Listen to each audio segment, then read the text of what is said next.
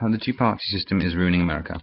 At the current moment, the political situation in America is turning a corner it might not be able to return. According to a study conducted by the Center for Information and Research on Civic Learning and Engagement at Tufts University, 78.5% of American voters between the age of 18 and 29 and 75% of low-income workers chose not to vote in the 2014 general election. Although the United States general or midterm election lacks the pomp and circumstance of the presidential election season, it is arguably more important than the former.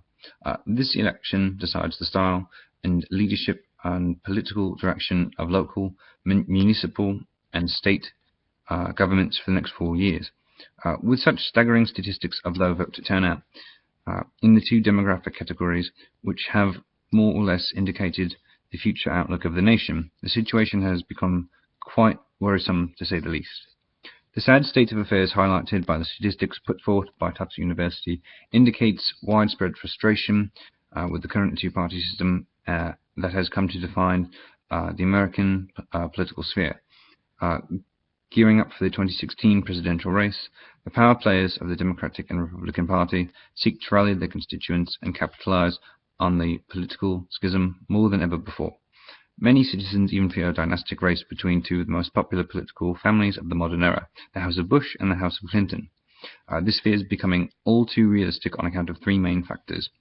The partisan bickering has resulted in seemingly endless government efficiency, the differences in foreign policy objectives threatening global security, and the dangerous precedent of allowing corporations and wealthy benefactors to fuel the divide by purchasing elected officials' loyalty, hence undermining the election process altogether.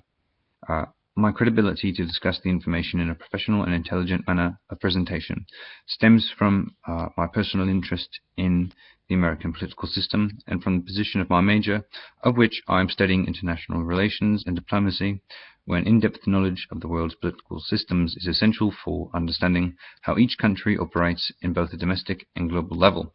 I also have many relatives on my mother's side of the family who work for the United States government agencies, specifically the Environmental Protection Agency, EPA, and the Department of Homeland Security, or the DHS. Firstly, I would like to address the unreasonable partisan divide in Washington, D.C. that has essentially crippled America's ability to function as an efficient Western democratic state. The level of resentment between the two parties has become seriously juvenile in character, which is indicative of the 17.7% approval rating and the 71.3% disapproval rating, respectively. With the American public, this statistic was taken from Real Clear Politics. In a prime example of the current partisan effect of hindering progress is the grim state of America's dilapidated and rather dangerous infrastructure, given a D rating by the Army Corps of Engineers, which has become quite an embarrassing hallmark of congressional inefficiency. For a bill that would create thousands of jobs, increase America's economic competitiveness, and keep citizens safe, not to mention the overwhelming majority of the public supports the bill. This bill has made little to no progress in the legislative branch, for both parties consistently add on costly earmark spending projects for unrelated issues or include financing for personal projects related or unrelated to infrastructure in their home states to increase the likelihood of re-election or satisfy the pre-negotiated needs of big campaign donors. Secondly, the domestic political divide is encroaching more and more into the international realm. Both Democrats and Republicans differ significantly on a wide range of issues, each of which is directly pertains to economic stability and the safety of American citizens both at home and abroad.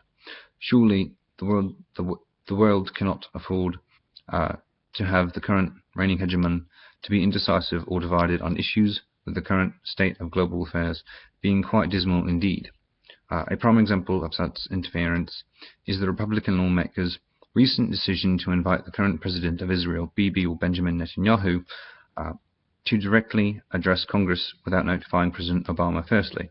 Yes, the United States Senate does control the power of the purse and through the voting process can officially declare war on another actor. However, the staunch conservative warmongers have favoured using such powers to hinder President Obama's diplomatic progress in the negotiation of conflict resolution or put down their own hawkish foreign policy agenda without the prior consent of the American public, specifically the Bush administration's Might for Right campaign in Iraq. This is a serious matter for the State Department, which is currently working out the basis of an historic nuclear deal with the Islamic Republic of Iran. This deal could fundamentally transform the balance of power in both the Middle East and the entire world.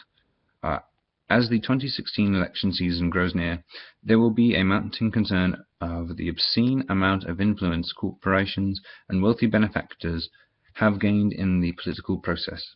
This is the result of the 2010 Supreme Court's decision, Citizens United ruling, in which corporations and unions are considered people, and that they should be allotted the same constitutional rights of average American citizens. The ruling expunged financial contribution limitations for corporations and unions who now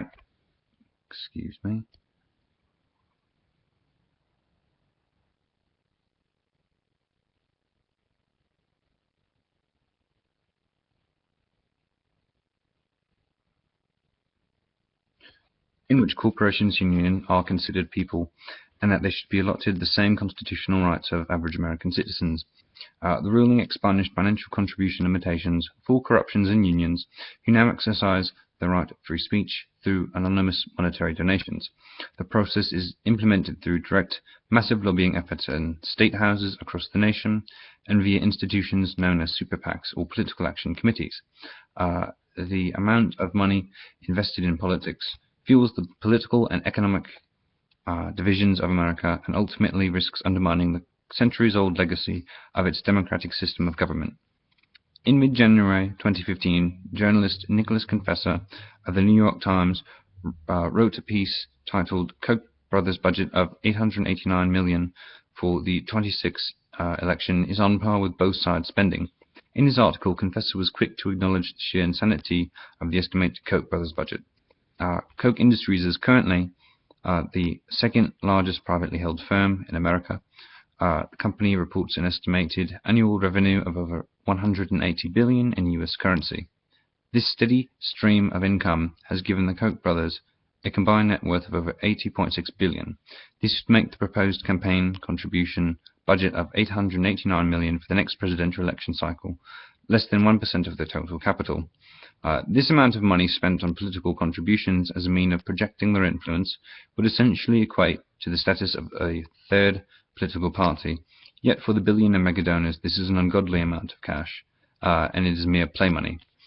Much of the super PAC money donated to politicians is used for the production of skeevy political advertisements. For example, in a pro-Republican commercial, there was a recent ad financed by the group Americans for Prosperity, a known Koch Industries affiliated and funded super PAC, in which Democratic Senator Mark Udall of Colorado is lambasted for saying that healthcare has no relation to political plays in Washington. This ad is intentionally misleading, for it uses a soundbite from an unrelated speech in which the senator was quoting the words of his Republican opponent. This intentionally misleading ad is just one of the thousands broadcasted all across the nation during election season by a plethora of rather dodgy political organizations. The pro-democratic commercial, which was paid for by the Florida Democratic Party Incorporated, was set against the incumbent Republican governor of Florida, Rick Scott. In the video, Scott chants, "Let's keep working," at a speech promoting Florida's growing economy. The commercial uses semi-plausible statistics concerning negative employment in Florida from a multitude of sources, both credible and not credible. The stock footage used of an abandoned factory in the video was actually located in Detroit and not Florida. The ads have become quite slanderous, spiteful, misleading, and downright grotesque over the years, and are an indication of just how far politicians are willing to go to divide and conquer. Pardon me again.